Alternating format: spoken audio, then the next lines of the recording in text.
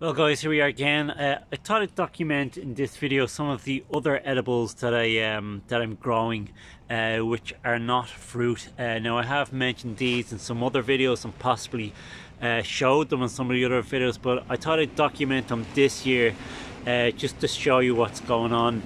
So the first one we have here is called Chinese Artichoke. This is, I don't know the botanical name of it, but I know it's in the mint family, and it makes these small little edible tubers, probably about, I'd say maybe this size. No, that's not one of those.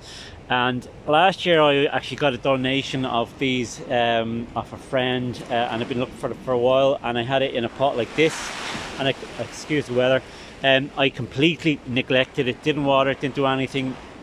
And then I found it at the start of this season, and I took it out of the pot, and sure enough there's all these small little edible tubers. Now I could have eaten some, but I didn't. I decided to put each one into one of these pots, so I'm going to grow that out and see what I can get off it. These do spread, so if you put them in the ground you're more than likely not going to get them all out, so I think I'll probably grow all of these in pots this year. Next one, I'm not sure if I've done anything on this in any videos, but this is called Oca.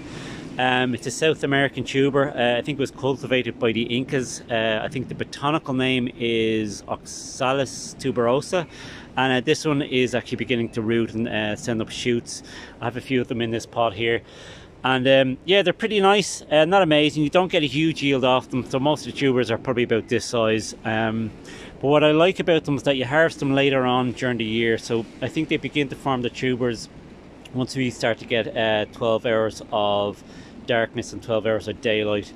I'm not sure what equinox that is. I think it's probably the autumn equinox, and because of that you'll actually harvest them much later in the year, so closer to Christmas time, so end of November, December into January, and they can stay in the ground right up until the next summer. If you don't harvest them, they'll actually just keep sending up shoots, and they'll probably crowd out the place. They can be treated as a perennial crop. Leave them in the same spot, harvest what you want or need, and then leave the rest there. There is a possibility of disease build-up though, but anyway, I'll keep you posted on that. I do grow that in the ground, and it does prefer the cooler temperatures outside the polytunnel. Next one is, I think I featured this in some of the videos I did in the first year in the polytunnel. It's called Mashua, and so that's a reasonable sized tuber. I've had them much bigger than this. I just tipped out this pot because I was storing them all in this one pot, and they've all leafed out, so I have to separate them.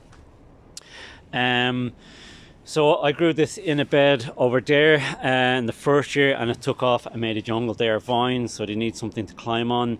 They come out of dormancy really early, so you'd probably want to protect them from light frost. In fact, I had some planted outside, and the a light frost did get them and it killed it. So I'm not sure how hardy these are. I know there are growers that grow them outside, but they probably wake up a lot later than it does here in the polytunnel. I'm growing these purely as ornamentals. I got them the first year and I taste them, and they're disgusting. They've a really bland peppery taste, and I just don't like it. I actually got rid of all of my tubers. These are volunteers that I didn't know were in the ground, and they took off, so I just thought I'd keep it as an ornamental. I don't like actually killing plants.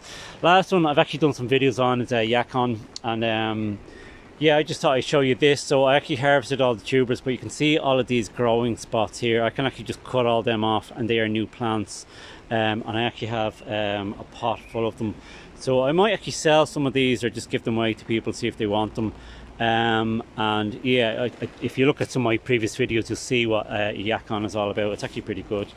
And that's just 4 edibles that I'm growing this year. I actually have a lot more coming in, and some that are on order, and I'll probably do another video on that.